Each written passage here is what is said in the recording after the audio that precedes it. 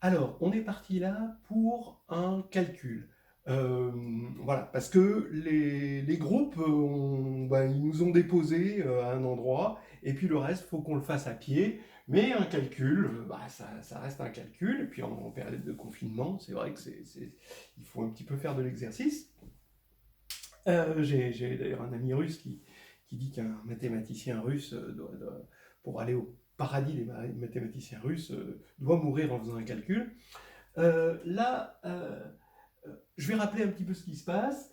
On a une application affine G qui s'écrit de façon complexe en UZ plus VZ bar, où U et V sont des nombres complexes de normes distinctes pour assurer que c'est inversible.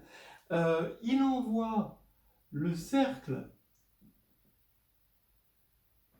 qui est de centre 0 et de rayon 1,5, c'est le cercle inscrit au triangle finalement canonique 1, J, J2. Il va l'envoyer sur notre ellipse de Steiner qui est située sur l'axe des réels, centré en haut. Voilà. Et puis maintenant, il envoie 1 sur petit a, J sur petit b et J2 sur petit c normal. D'accord?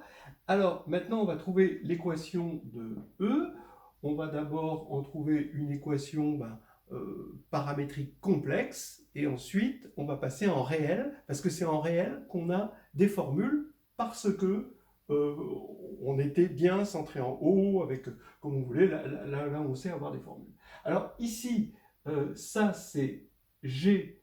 Alors d'abord, tiens, qu'est-ce qu'on a? On a A égale U plus V, B égale à UJ plus VJ2, d'après ces formules-là, hein, je remplace tout simplement, et C égale UJ2 plus VJ. Alors, ça c'est important parce que ça va nous donner des formules de passage entre les UV et les ABC. Donc on garde ça au chaud, comme on dit dans Top Chef, et après on s'en resservira. Mais il faut bien s'en rappeler. Alors maintenant, allons-y. Euh, on a E a pour équation paramétrique G de l'équation paramétrique du cercle, c'est-à-dire 1 demi de exponentielle de I θ. Donc ça va être U exponentielle de I θ plus V exponentielle de moins I θ, puisqu'on prend le bar, sur 2, hein, oubliez le sur 2. Tout ça c'est sur 2. Voilà. Alors maintenant, on va regarder ça, donc θ, parcours, R, voilà. Et ça va nous donner notre ellipse de Steiner. Maintenant, on va regarder ça de façon réelle. Alors, la partie, donc on va écrire U égale la norme de U fois exponentielle de, par exemple, I alpha. Donc ça, c'est la forme polaire de U. V égale norme de V fois exponentielle de I bêta. Voilà, avec donc modulé argument. Et donc, qu'est-ce que ça va nous donner? Ça va nous donner que l'ellipse va avoir pour équation paramétrique, alors, module de U exponentielle de I θ plus alpha, sur 2, bon, on mettra plus tard, plus module de V exponentielle de I moins θ plus bêta, et le tout sur 2. Si vous avez l'habitude de ces calculs-là, vous devez savoir d'expérience qu'il faut mettre la moyenne des arguments en facteur. C'est-à-dire ici, vous mettez la moyenne en facteur. Alors la moyenne des arguments, ici, ça va être alpha plus bêta sur 2. Donc exponentielle i alpha plus bêta sur 2. D'accord? Et qu'est-ce qui va rester?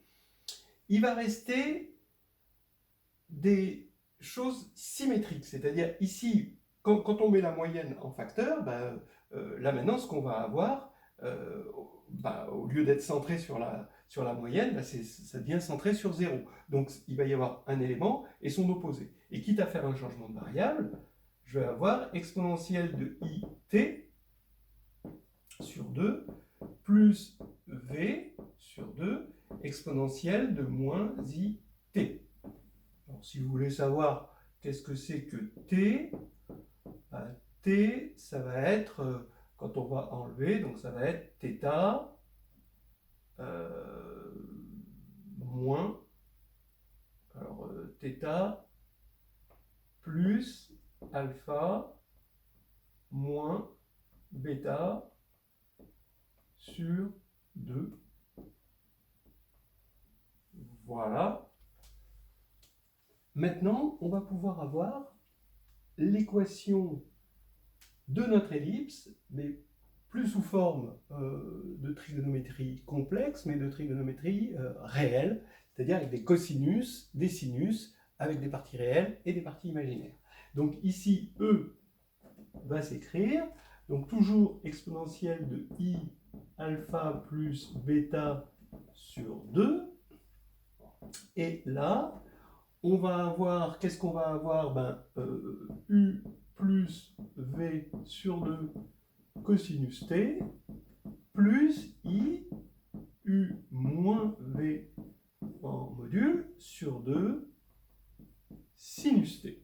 Voilà, donc ça, ça vient de la partie réelle, ici, de exponentialité, la partie réelle et la partie imaginaire, qui va nous donner un plus là et un moins là. D'accord? Je vous laisse vous en convaincre. Donc ici, cette partie-là, on va l'appeler R.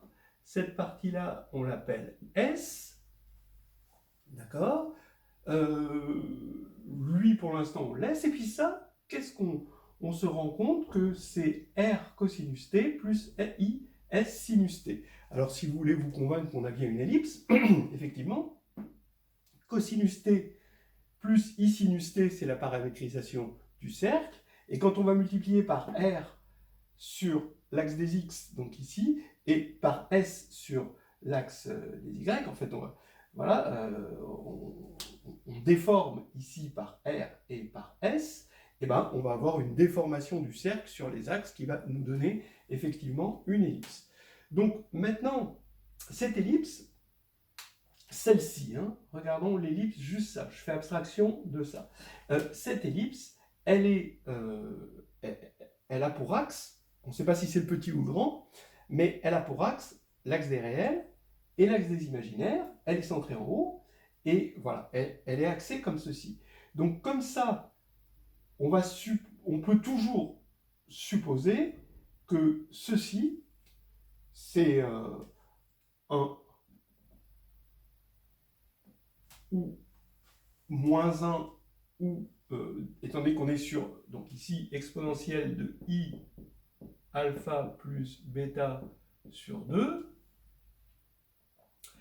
ça va être, ça veut dire que on a quoi comme rotation qui peuvent nous amener à, donc cette ellipse, elle a pour axe R et IR, donc ici, on a forcément une rotation qui est soit celle-ci, soit celle-ci. Donc ici, c'est 1, moins 1, I ou moins I.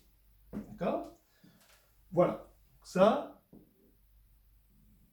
parce qu'on avait décidé que l'ellipse au départ était axée sur R et avec pour grand axe IR. Donc forcément, c'est ça. Alors, c'est un de ceux-là. Maintenant, quelle est l'équation cartésienne de l'ellipse? J'ai besoin de l'équation cartésienne de l'ellipse, en quelque sorte, parce que c'est là où je peux sortir mes formules. Ici, donc, maintenant, je vais regarder cette ellipse-là. d'accord? Puisque elle va me donner mes points focaux. Et ici, j'ai U, donc j'appelle R, donc un point XY, il appartient à l'ellipse. Si et seulement si X sur R, Y sur S appartient au cercle unité, hein, vous reconnaissez le cercle unité, si et seulement si X2 sur R2 plus Y2 sur S2 appartient au cercle unité, donc est égal à 1. Voilà.